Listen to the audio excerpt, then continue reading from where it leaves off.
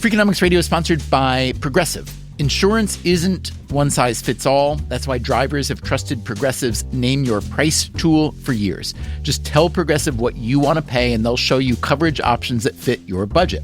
Visit Progressive.com to find a car insurance rate that works for you. Progressive Casualty Insurance Company and Affiliates. Price and coverage match limited by state law.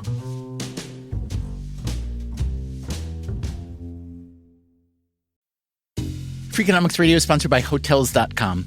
Hotels.com gives you access to hundreds of thousands of hotels worldwide. And when you join for free, you can save up to 20% instantly with member prices. Plus, every stay earns rewards. So when you book one trip, you're already lowering the cost of the next one.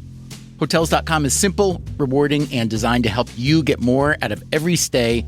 Sign up for free and book today. Hotels.com. It's all in the name.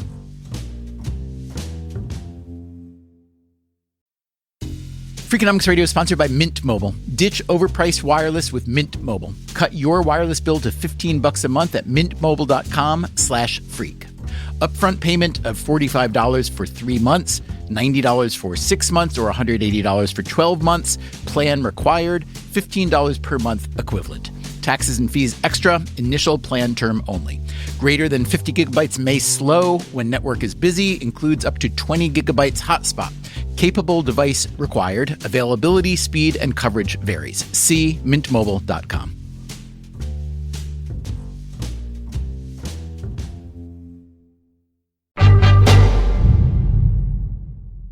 I'm sure you know what's going on with gas prices lately. You don't need us to play you some cliched news clip. But here's one anyway. Let's turn to those skyrocketing gas prices that are crushing so many American families. As of this recording, the average price of a gallon of gas in the U.S. is well over $4, up roughly 50% from last year. And in some places, like California, it's much more expensive than that. We have seen prices surge nearly 49 cents just in the past week or so. Gas prices had already been rising, and then came the Russian invasion of Ukraine. We're banning all imports of Russian oil and gas. Now, keep in mind that gas still costs less in the U.S. than it does in most other rich countries. And it's been that way for a long time. That's one reason people in those countries tend to drive smaller cars, and we tend to drive SUVs and pickup trucks. Still, the recent spike in gas prices here has been unsettling, and for some people, disastrous. It has been said that necessity is the mother of invention, but disaster may be an even bigger mother. I think disasters can spur people to try new approaches, and we see this adoption of new technologies often picks up in recessions and other crises because people are willing to try new things. That is Tom Standage. Long ago, he studied engineering and computer science at Oxford, and then he became a journalist. He's a deputy editor at The Economist, and he's written several books about the history of technology. His latest is called A Brief History of Motion, From the Wheel to the Car to What Comes Next. We thought it would be worth hearing from Tom Standage today because one new technology he's very excited about, and one that's being hastened by those disastrously high gas prices, is the electric car. As of now, fewer than 1% of all cars in the U.S. are electric. The best known brand is Tesla. Even better known is Tesla's CEO, Elon Musk. We have a difference of opinion in my household. We had dinner with Elon and his mother a few years ago, and my wife took a violent dislike to him. and so it's the kind of classic example of like women hate Elon Musk and just think he's a massive hole. And basically guys who are into technology like me just think he's great and think he's a world historical figure. Elon Musk may well be a world historical figure, but the actual history of the electric car is more complicated than most people know. Tesla sold its first vehicle in 2008. They started with a super fast, insane sports car, the Roadster. But did you know that the electric car goes back to the invention of the automobile itself? In fact, in 1897, the best-selling vehicle is an electric car. Today on Freakonomics Radio, why did the best-selling vehicle of 1897 disappear for more than a century? What would the world look like today if electric cars hadn't had such a massive false start? And what other technologies have been lost to time? We'll get into all that right after this.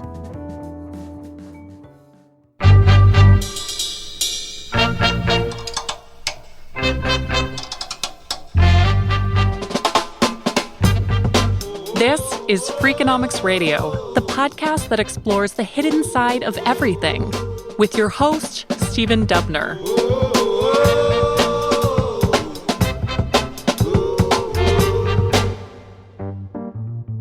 If you want to tell the story of the electric car, a good year to start is around 1890.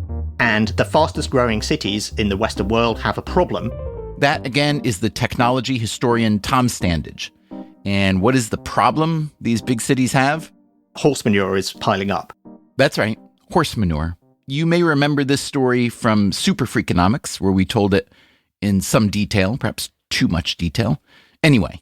Cities like London and New York, the population of horses is growing faster than the population of people. Their horses are being used for horse-drawn carriages, but also to move goods around the city. Horses were used in manufacturing as well. So many horses. But what about railways? Didn't they alleviate some pressure on all that horse transportation? In fact, railways make it worse because the easier it is to move goods and people between cities, the more demand there is to move people around within cities. And so very often the railway companies are the biggest owners of fleets of horse-drawn vehicles. New York, at the time, had some 200,000 horses, each one producing about 24 pounds of manure a day. The other thing that's happened is that previously you used to be able to sell the horse manure that was piling up on the streets. That is, sell the manure to farmers in the surrounding areas as fertilizer. But with so many horses in big cities, there came to be a horse manure glut. The amount of horse manure is so large that the price collapses. Nobody wants it.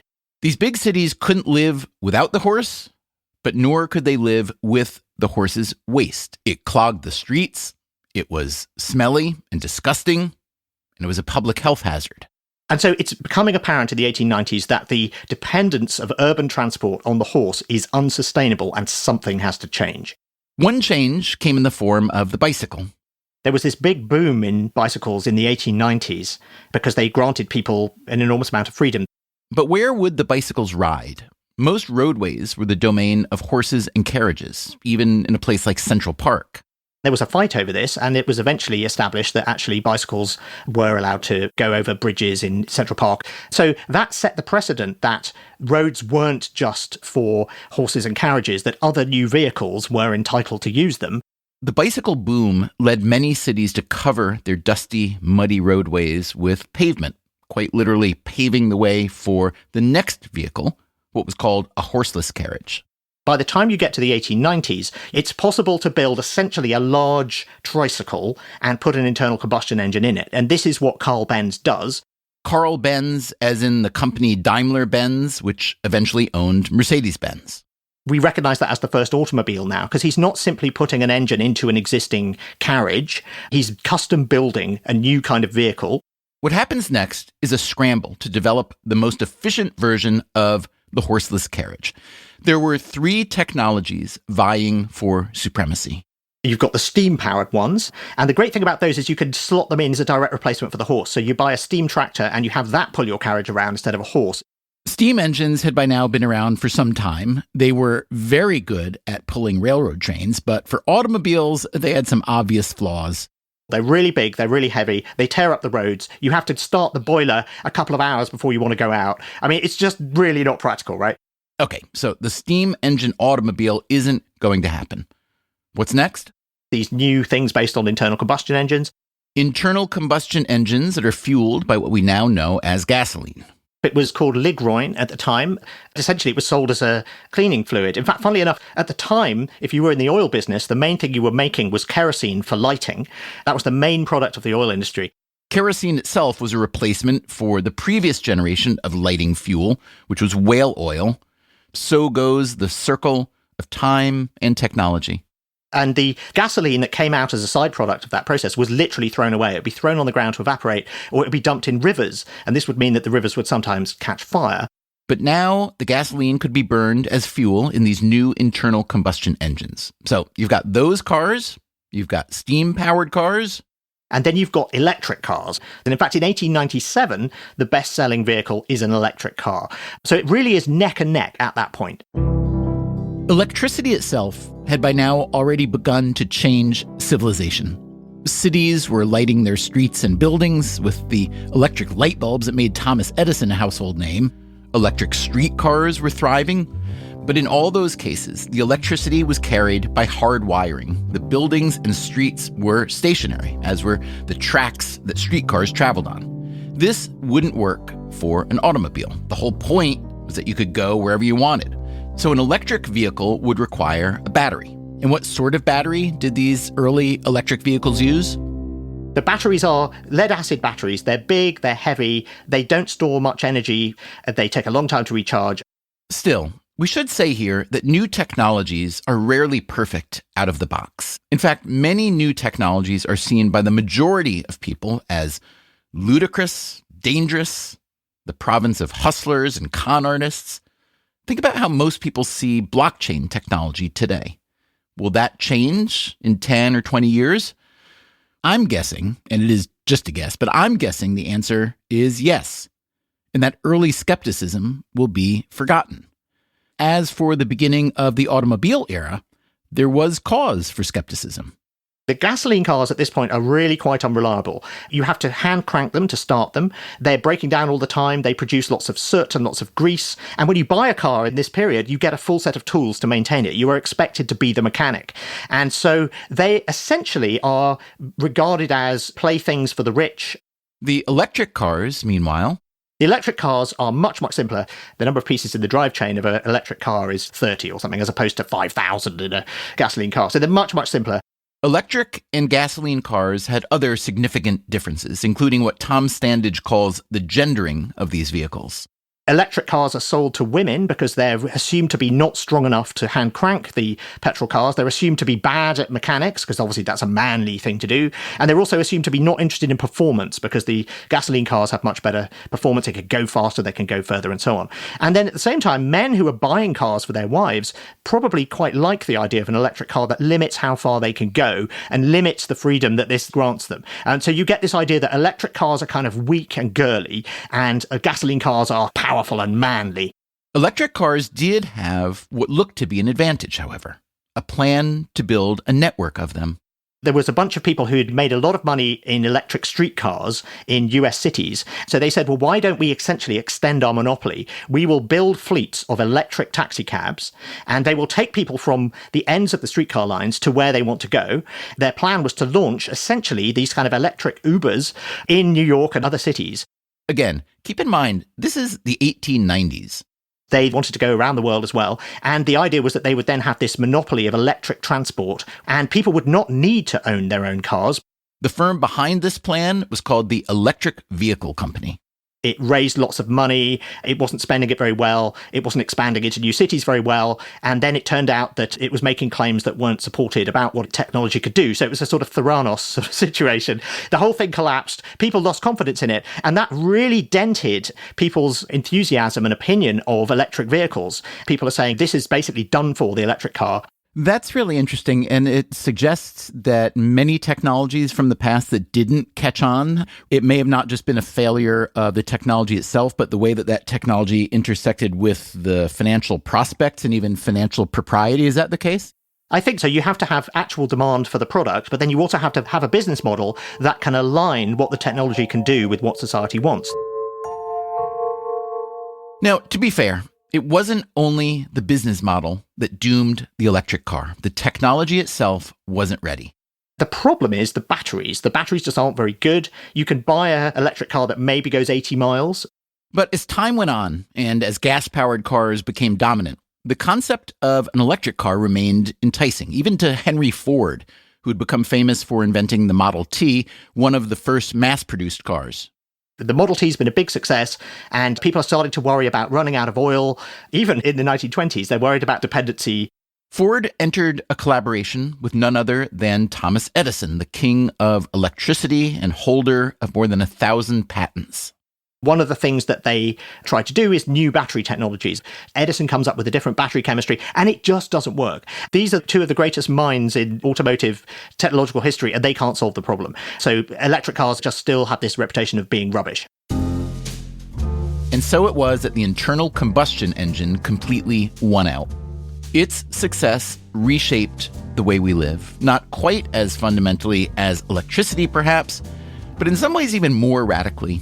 The gas-powered car created a level of personal mobility and autonomy that seemed magical. There were, of course, downsides. To this day, there are more than 1 million deaths globally from car crashes.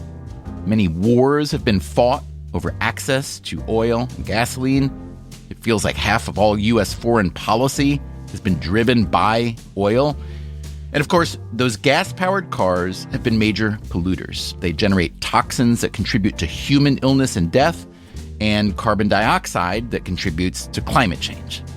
But if you went back in time to the invention of the gas-powered automobile, you would see that it was hailed as an environmental savior because it rescued us from being literally buried in horse manure. But now we know that the claim of environmental savior was overstated. The electric vehicle, meanwhile, remained off-stage for decades. Yes, there were countless inventors in countless garages and labs trying to make it work, but mostly it didn't, until the 1980s. That's when General Motors began prototyping mass-produced electric vehicles, and in the 1990s, they brought one to market. It was called the EV1. How does it go without gas and air? How does it go without sparks and explosions? The EV1 has a sort of iconic role in the history of electric cars. And then you will ask, how did we go so long without it? The future, it seemed, had finally arrived. The electric car. It isn't coming. It's here. But once again, it wasn't quite here. The batteries were still rubbish, and GM didn't want to sell them, so it just leased them, and it leased them to people in California. And it's a beautiful design of a car. It's very, very aerodynamically efficient. GM did lease the EV1 in a few other places, but California was the hot spot. Why? There were 3 good reasons. The California weather was neither too hot nor too cold, which was good for the batteries. California had recently passed extremely strict emissions standards, and California had the right kind of drivers to get behind an electric vehicle. They've basically got a whole load of very evangelical, ecologically minded techno nerds in California who have leased these cars and absolutely love them and are prepared to look past their failings, which are that, they haven't got very good range and they take quite a long time to charge. GM leased around 1,000 EV1s to drivers in California. The project was considered a success, but not long after, GM pulled the plug. The way this is usually told is that the oil companies and GM decided that this was bad. Bad, standage means, for a company that made gas-powered cars to be pushing electric vehicles. And I don't think it's as simple as that. I know it's very easy to villainize them. But essentially, the main problem was that the more you talk about how virtuous the electric car is, by extension, you're talking about how unvirtuous all the other vehicles you're selling are. And GM just realized that wasn't a good look. Also, they could see the EV1 wasn't a mass audience vehicle. The technology genuinely wasn't there yet. So they ended the program and they recalled these vehicles, which were, as I say, not owned by the drivers, but leased to them. And they literally took them away and crushed them. People held funerals for them. People were really attached to these cars. Today there is a feeling of loss as we unplug the EV1. Coming up after the break, what brought the electric vehicle back from the dead? And just how disruptive will an electric future be? I think this is a transition that's actually going to happen faster than people think it is. You're listening to Freakonomics Radio. I'm Stephen Dubner. This is our 498th episode. If you like round numbers, like 500, help us celebrate by leaving a review or rating on your podcast app. It really helps new listeners find the show. We'll be right back.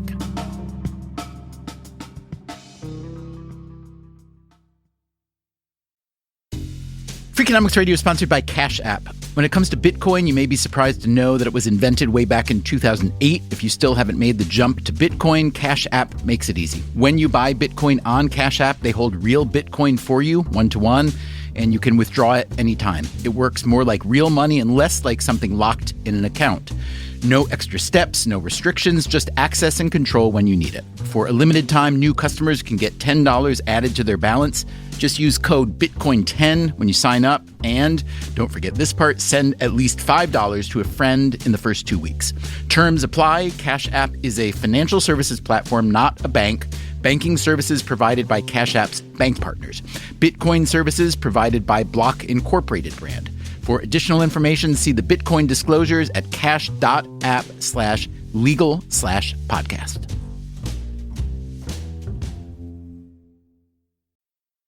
Freakonomics Radio is sponsored by Figure. Did you know that 40% of homeowners own their home outright? If that's you, don't let your equity sit idle. Tap it with a home equity line of credit.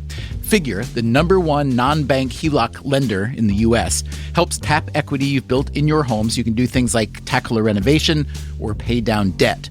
HELOC is a line of credit secured by your home. You can draw what you need, repay, and draw again. Figure offers a 100% online application. Get approved in 5 minutes and funding in as few as 5 days. It's faster than a bank loan and cheaper than a personal loan. Check your rate today without impacting your credit at figure.com/Freakonomics. This post is sponsored by Figure, NMLS ID 1717824. Figure is an equal housing lender. For more information about their licensing, visit nmlsconsumeraccess.org. Figure's HELOC is subject to credit approval and terms apply. Freakonomics Radio is sponsored by Square, the business platform that helps sellers become neighborhood favorites. No matter if you're selling 3D printed art or running a design studio, Square helps you run your business without running yourself into the ground. Square was made to work on the go, so you can sell wherever your customers are. With Square, you can track sales, manage inventory, and access reports in real time, whether you're in the shop, on the go, or running things solo. Square supports every major payment method, including tap to pay, and offers instant access to your earnings through Square Checking. Sellers save an average of 44 hours per month by skipping bank transfer delays. With Square, you get all the tools to run your business with none of the contracts or complexity. And why wait? Right now, you can get up to $200 off Square hardware at square.com/go/Freakonomics. That's SQUARE.com/GO/Freakonomics. Run your business smarter with Square. Get started today.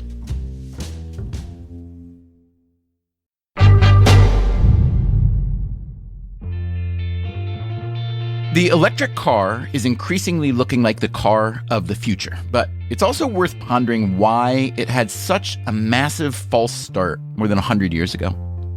Let's take a quick detour and investigate the notion of a false start generally. What do you think when you hear that phrase? It's usually associated with someone competing in a race, a running race, or a bike race, or a swimming race, or maybe someone who does all three, like Kevin McDowell. I'm a professional triathlete. And the triathlon, in case you don't know.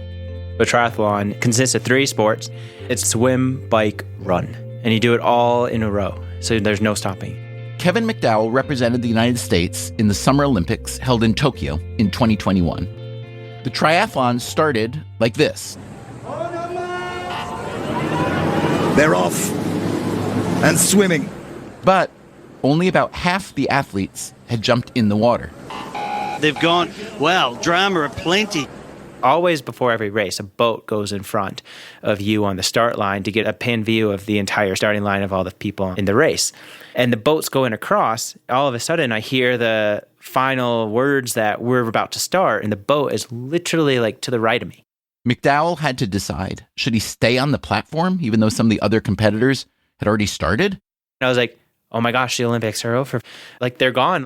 Or should he jump headfirst into the rudder of a boat? That may sound like an easy decision, but McDowell had Olympic levels of adrenaline pumping through him. I almost fall in because it's like you have that momentum to jump. McDowell was able to hold himself back, and fortunately for him, the swimmers who jumped in early got called back, and the race was declared to have had a false start. For Kevin McDowell, this was just one false start in a long series of them en route to the Olympics. He had been well on his way to competing in the 2016 Olympics, but he was diagnosed with Hodgkin's lymphoma.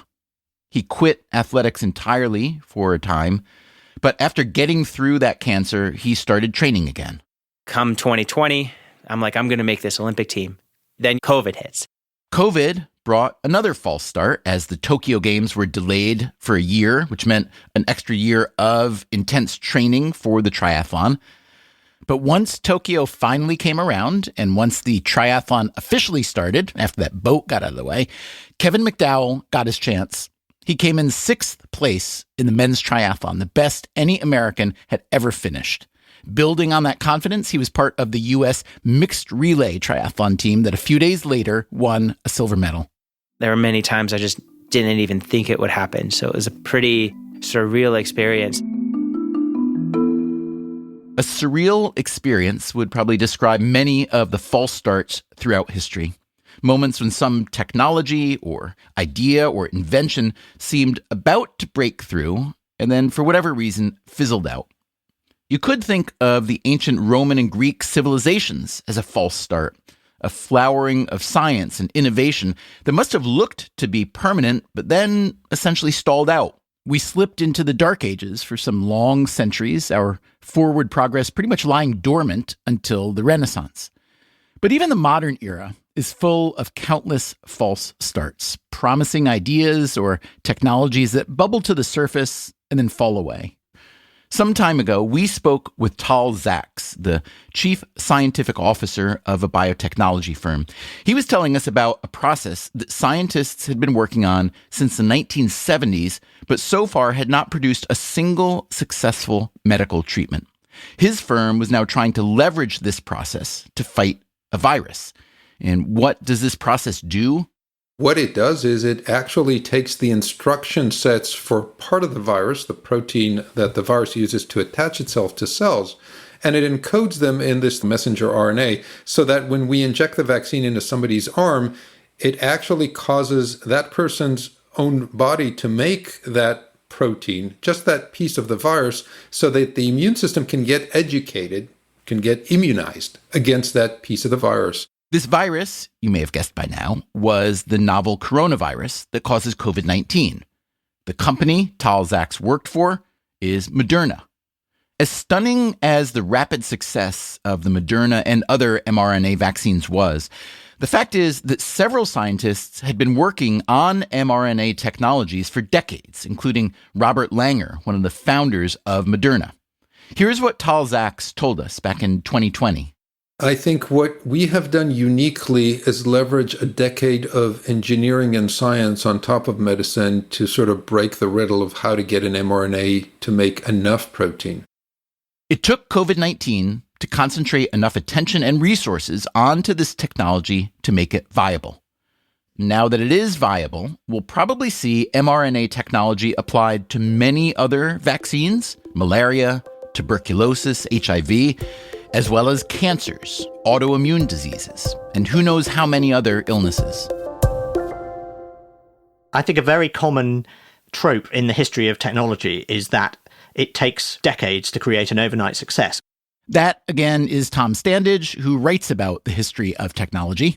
mRNA vaccines obviously have appeared in the past year, and some people are suspicious of them because, it's taken so little time to develop them. But actually, the work has been going on since the 1970s. And then another example, which also goes back to the 60s and 70s, is artificial intelligence, where, again, it's suddenly started working in the past decade. And that's because a particular approach to it, neural networks, really, really works with modern graphics processing chips borrowed from the video gaming industry. So in each of those cases, you've got 50 years to get to what looks like an overnight success. And I think that's a very common way that technology works. There's a particular goal people want to achieve. Maybe the technology is not ready, but there are enough people toiling away that when the conditions change, the technology improves, the demand for whatever it is materializes, that it all comes together.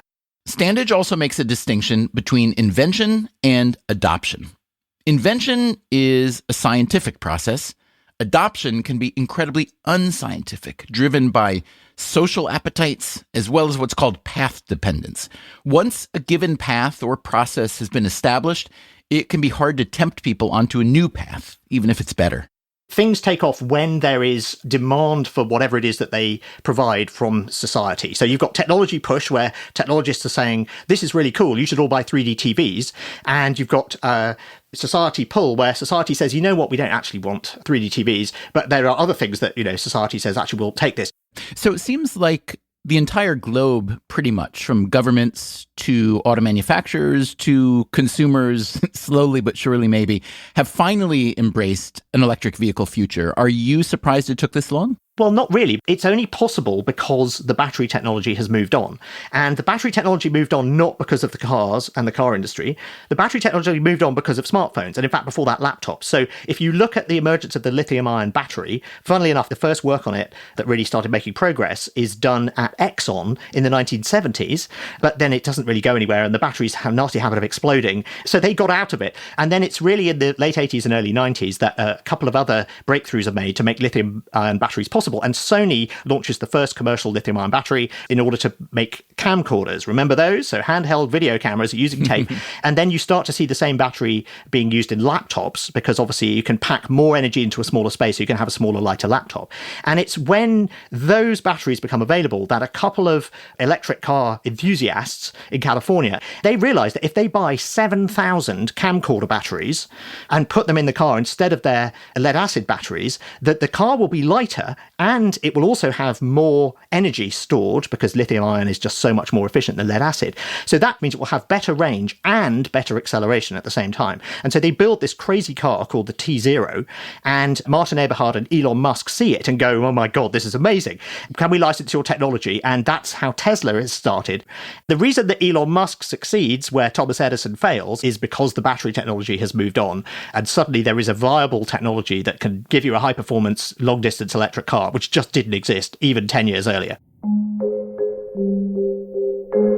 So I guess what puzzles me is why the incentive for the automakers wasn't strong enough for them to develop the lithium ion or another battery earlier. Because if you make a product that relies on an external fuel, in this case gasoline, and the cost of gasoline was rising geopolitically, it was complicated, et cetera, there was pollution and climate change and so on, I would have thought that the incumbents would have had a fairly strong incentive to be the innovators. And in this case, they essentially weren't. And the development of the battery that finally made it possible for even the incumbents to convert didn't come from within the industry. If you look at the history of technology, is that typical that these innovations don't come from an incumbent because even if their technology is not optimal, it exists and it's very profitable and they just don't have enough incentive to change? Yeah, I think that's basically it. If you look at the car industry has had more than a century to get very, very good at building internal combustion engines. I mean, internal combustion engines now are amazing things, right? They're this incredible combination of physics, chemistry, and computing.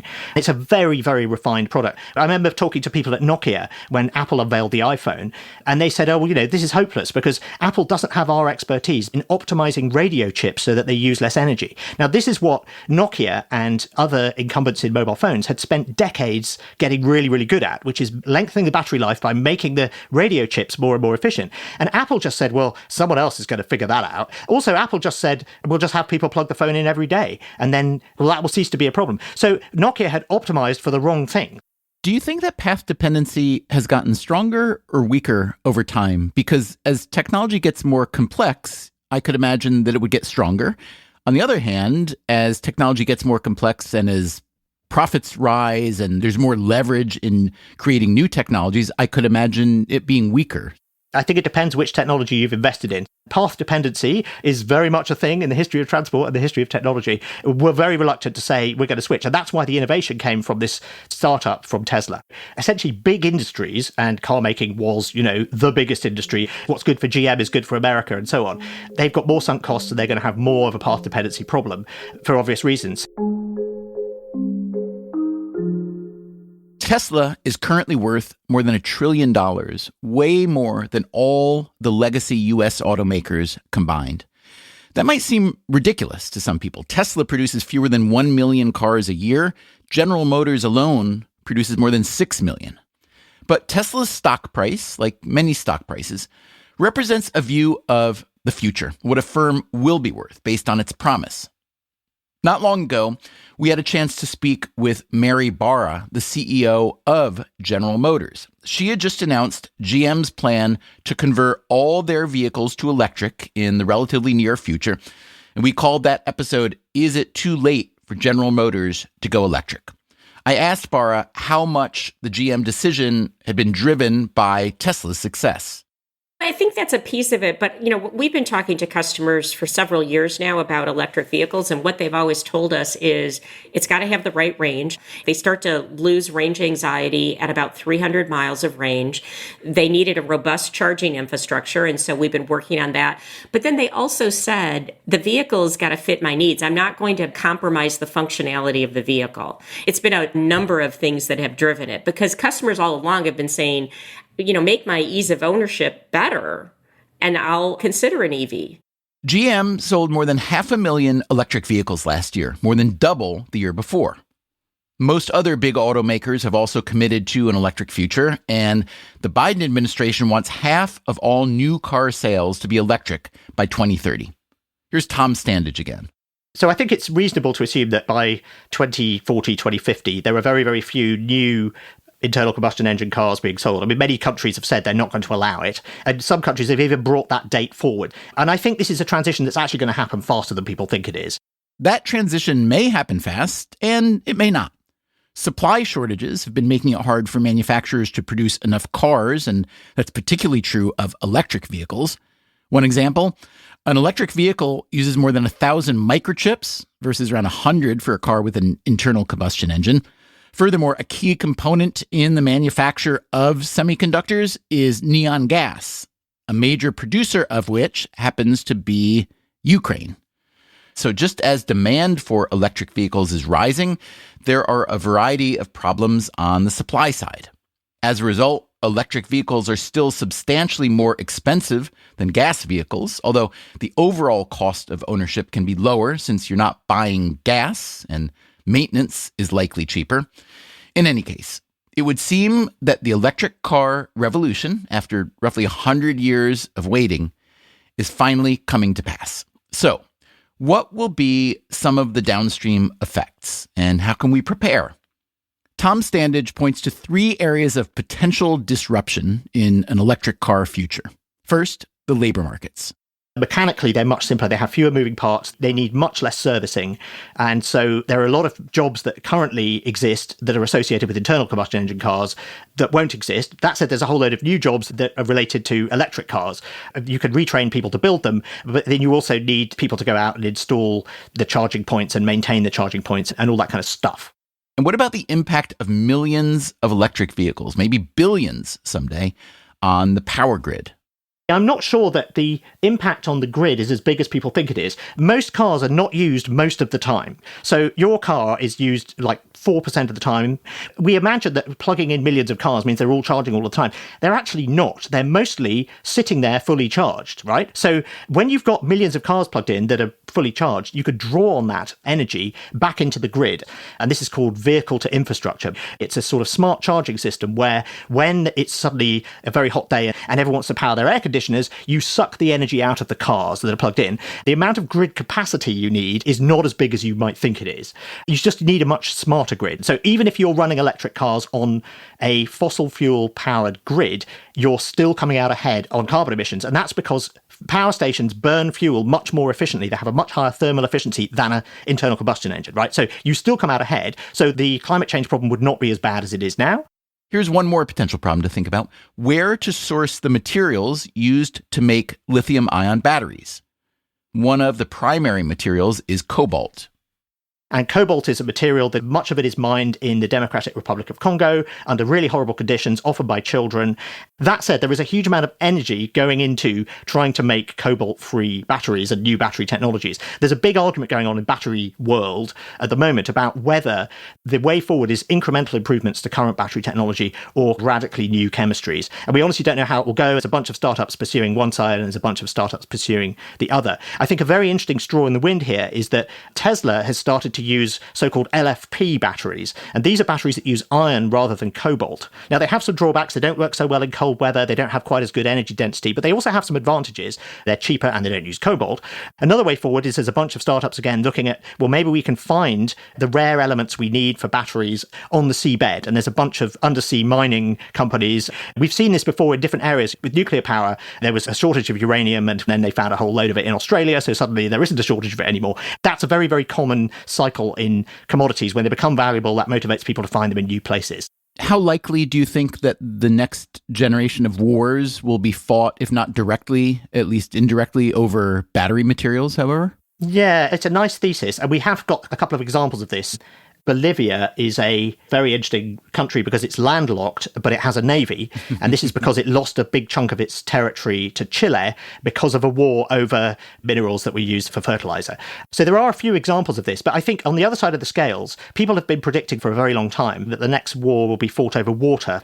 And what's really striking is how countries that really can't stand each other in lots of other areas do manage to cooperate over water, whether it's India and Pakistan, the countries around Israel. I think, the next war is more like, one way of putting it is the school of thought that chips are the new oil and Taiwan is the new Middle East. I think when the world's best chip-making technology is in an island that is disputed and sought after by China and that America has pledged to defend, I look at that and go, that's a much bigger problem, particularly because Taiwan is making the chips that Apple and Amazon and Tesla rely on for their cutting-edge technology. That looks to me like a much more likely flashpoint.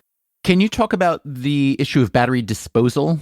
Battery disposal, I think, is, again, one of those things that people like to use as a talking point against electric cars. There are ways to recycle batteries, but the other thing you can do with batteries that are no longer at peak performance but do still work is you could use them in grid storage. We're also at the point now where electric batteries basically are starting to outlast cars. We're talking about million-mile batteries now. And, of course, that makes sharing of cars much more feasible because you can have a higher utilization rate of a car during the day. Obviously, if you're only using a car 4% of the time, it's not really wearing much. If you have car sharing or autonomous car sharing or any of those sorts of sci-fi things that people like to talk about, then you could potentially have much better utilization of cars where they're being used by somebody, half the time. That would mean you'd need fewer cars on the road, you'd need less space for parking, but it would also mean the cars would wear out faster. But it's mainly the tyres you have to worry about there.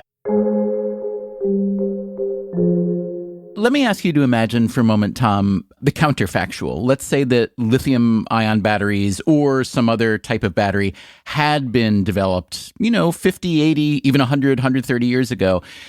If electric vehicles had become dominant rather than gas vehicles, what downstream effects do you see that having had on the past century? I mean, we're talking not only transportation and energy, but given the demand for oil, we're also talking about geopolitics and war, et cetera, et cetera.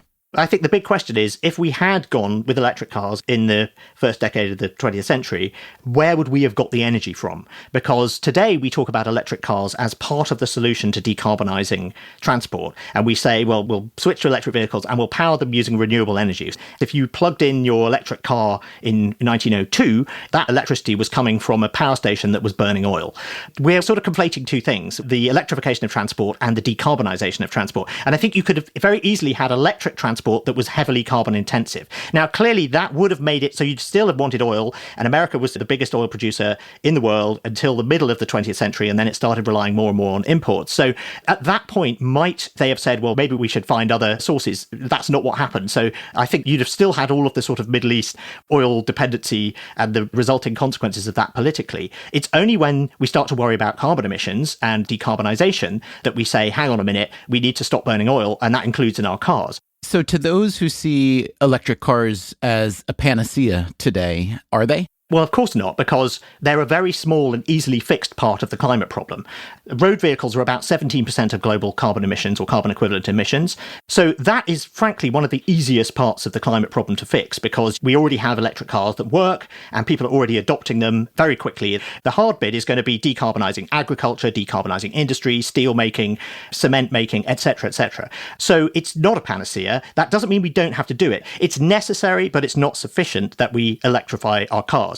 Name for me a year or an era when you see the global auto fleet being converted primarily to electric, or maybe it's not electric, maybe it's something beyond electric even. It's interesting that you frame the question in that way, because this is exactly how people thought in the 1890s. They're looking at the horse-drawn vehicles and they're assuming that just a one-to-one substitution, every combination of a horse and a wagon gets replaced by an automobile and that nothing else changes. And of course, everything else changed, right? And I think we risk falling into the same historical trap trap today, which is like, we can all just go on the way things are. All we have to do is switch over to electric cars. So when are we going to do that? And then we can all just like breathe a sigh of relief. That's not how it works. And electric cars are fundamentally different things, and you can do different things with them. You can use them for grid storage.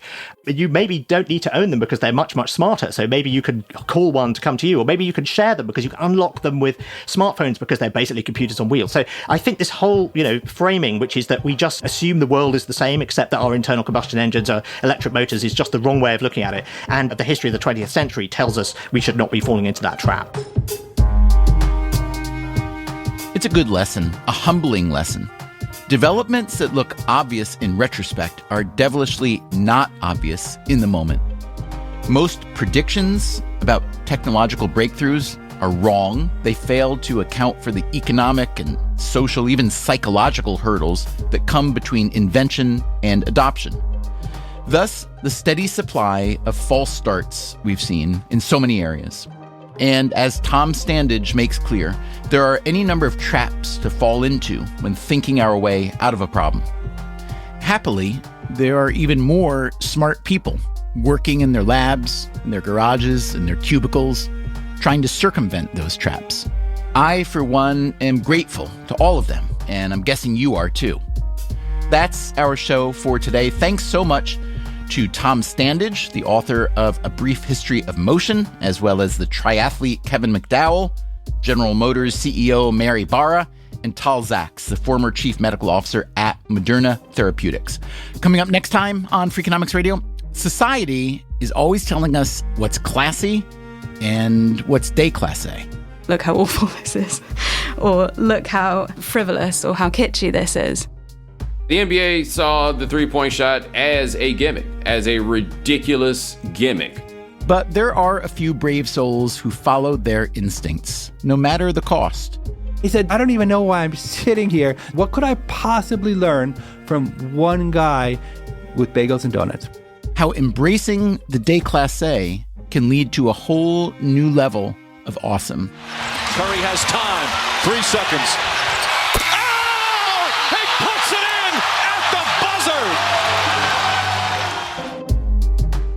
That's next time on the show. Until then, take care of yourself. And if you can, someone else too.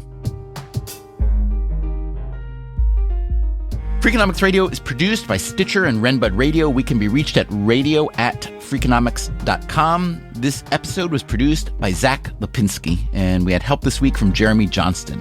Our staff also includes Gabriel Roth, Allison Craiglow, Greg Rippin, Ryan Kelly, Mary Duduke, Rebecca Lee Douglas, Morgan Levy, Julie Canfer, Emma Terrell, Jasmine Klinger, Eleanor Osborne, Lyric Bowditch, Jacob Clementi, and Alina Kuhlman. Our theme song is Mr. Fortune by the Hitchhikers. All the other music was composed by Luis Guerra. You can get the entire archive of Freakonomics Radio, 498 episodes and counting, on any podcast app. If you want to read a transcript or the show notes, go to Freakonomics.com. As always, thanks for listening.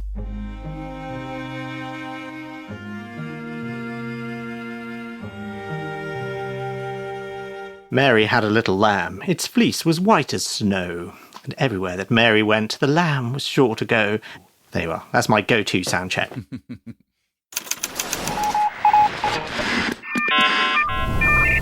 The Freakonomics Radio Network, the hidden side of everything. Stitcher.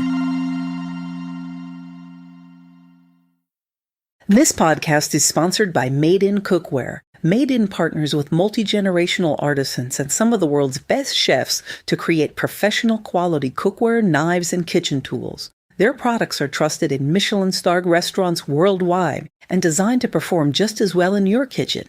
From 5-ply stainless clad to carbon steel, every piece is built to last and made to actually make you a better cook. Discover award-winning cookware at madeincookware.com. Freakonomics Radio is sponsored by Ozempic. Innovation happens through rethinking what's possible, and when it comes to GLP-1s, Ozempic pill does just that. Learn more about Ozempic semaglutide tablets, 4 and 9 milligrams, by calling 1-833-OZEMPIC or visit Ozempic.com to view the medication guide and ask your doctor what's possible with FDA-approved Ozempic pill.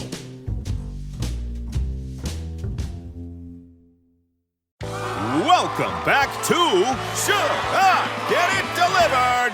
Contestant, you're out of food and your meds, but are too tired to get up. Do you A, pout, B, beg your roommate, or C, get Walmart to deliver it all same day? Same day? Who knew? Gonna go with C, Walmart. That is correct. Walmart offers same-day delivery for prescriptions, groceries, and more. I love not leaving my couch. Walmart, who knew? Subject to availability, restrictions, medication exclusions, and fees apply.